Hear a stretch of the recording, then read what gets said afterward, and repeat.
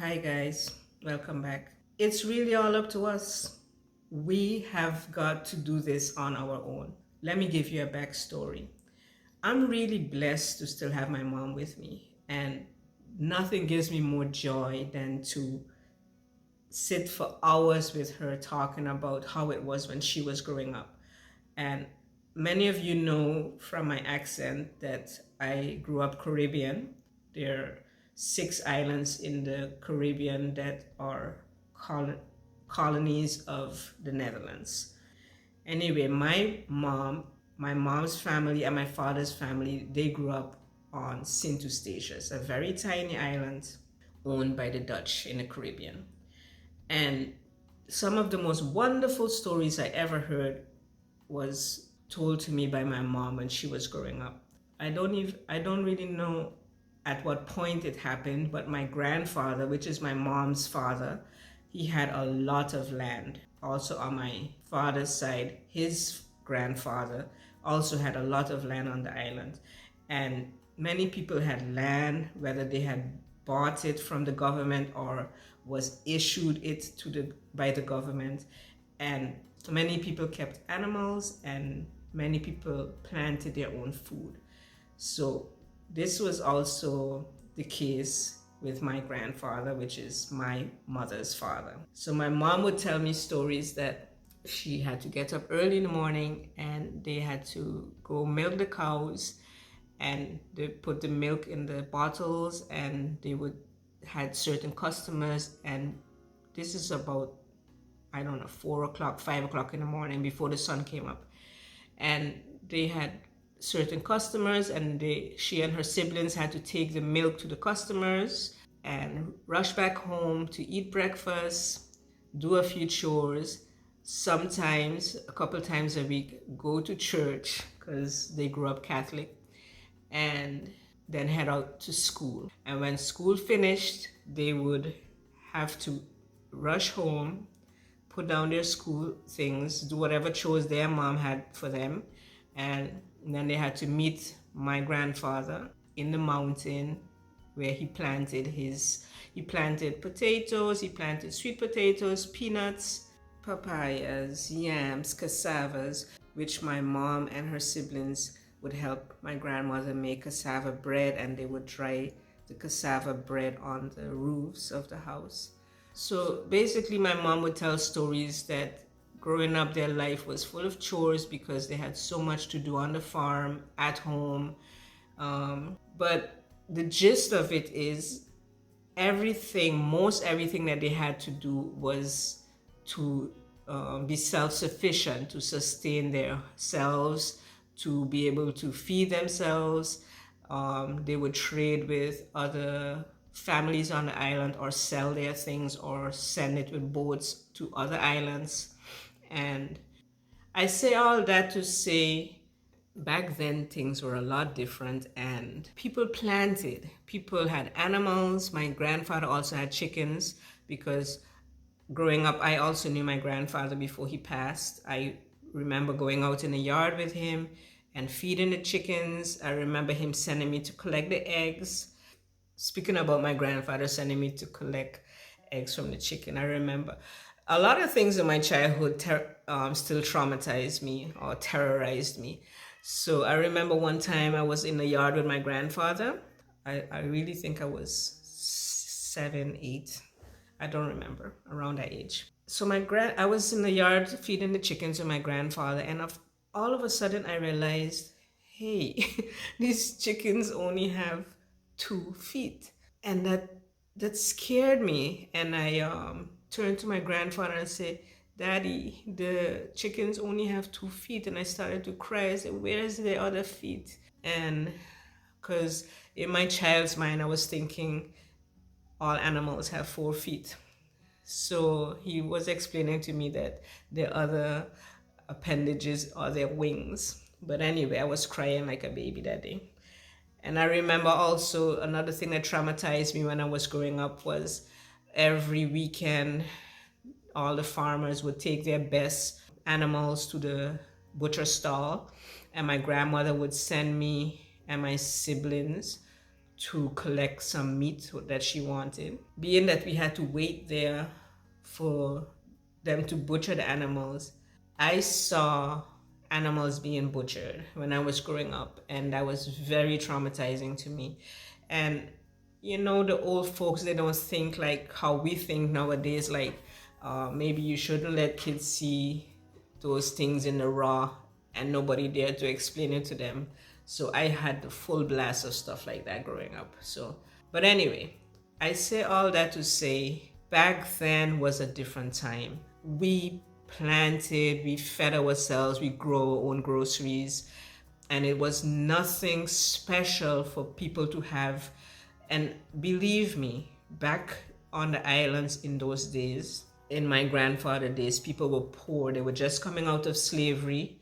I think my grandfather was born in the early 1900s. So early 1900s. You can imagine they were just fresh out of slavery, trying to establish their own lives, get their own feet on the ground. And I think it was that way all over the world back then, that people had who didn't have land planted things in their yard and basically did what they could do to sustain their own families. But then something happened. I think what happened was after World War II, we started being introduced to grocery hubs. So you get these big grocery stores that everybody can easily go in and buy their groceries, and everything became way more easy. We became lazy. Because of that, we let a lot of things run away with us. Because how did we come to the point where 7 countries, I might have these numbers wrong, but I'm not far off, where 7 countries in the world basically produce our foods, and 4 giant companies in the world are the ones responsible to getting that food to us. So our food has become so monopolized that if there's a kink in any of that chain, we're basically screwed. I wrote it down, so I'm gonna read it. I don't know if you know these 4 multinationals. They call them the ABCDs, and they represent ADM, Bunge, Cargill, and Dreyfus. Those are 4 big multinationals that basically buy, trade, and distribute our food all over the world. Everything you eat, from your breakfast in the morning, where your cereals or your oats or your milk, your pancakes, to your dinner at night with your piece of meat and your potatoes and whatever it is you're having, every single thing that you put in your mouth is monopolized by these 7 countries and 4 multinationals. And we can't have that. We have to take this back into our own hands, is what I'm saying. We have to be the ones to feed our own families and our own countries. Take a look at what's happening in Sri Lanka. Take a look at what's happening in the Horn of Africa. Take a look at what's happening in America, with where they now, because of something that happened worldwide, really far away, they're having supply chain issues with empty shelves. Same thing here in Europe. So we have to put this back in our own hands.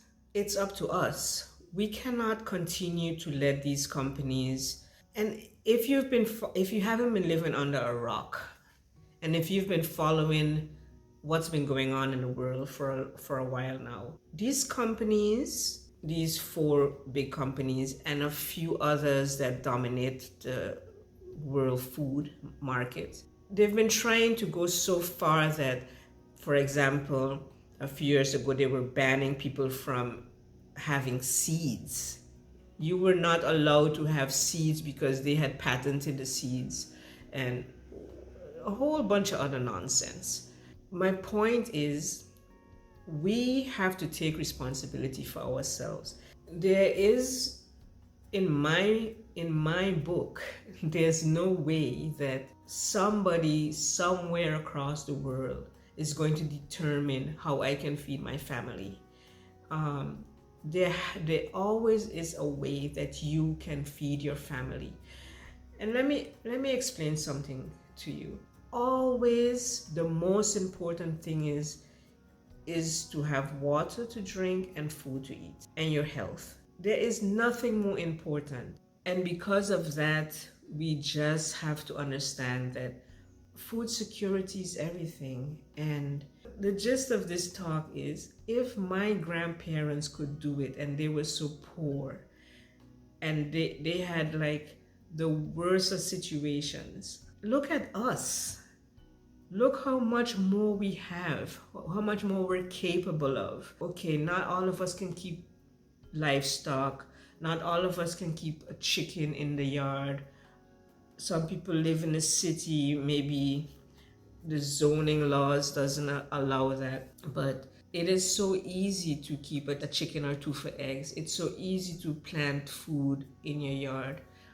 It's so easy now to get a box of fertilizer to help you in your garden.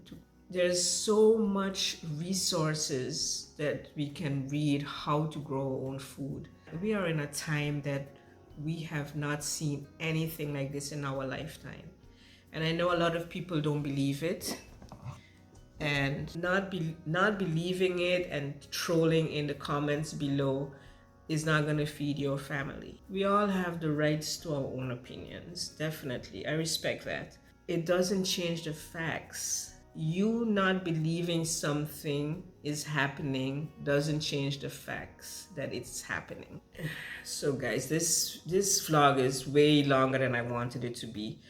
But what I wanted to say is, I don't know how we got from my grandfather days to now. And I think it's just pure laziness. I think society has made things way too easy for us, where technology is concerned, where going into a big supermarket and you could grab your peppers, your onions, your potatoes. We have become too dependent on that supply chain. I know it's impossible to fathom because we've never seen anything like this before. We can't believe it. We think the government is going to get this fixed, and they always fix everything. There's people that tell me in the comments that's not going to happen in the West, and there's so many things going on. I really believe the West is in for the shock of its existence. Things will never be the same again after what's coming. So be prepared and take a lesson out of my grandfather days and find some dirt, some soil, and put something down in it. Plant something. Really enjoying your comments, so leave me some comments. Tell me what you think about it, what I'm saying, and I'll see you again in my next vlog. Cheers.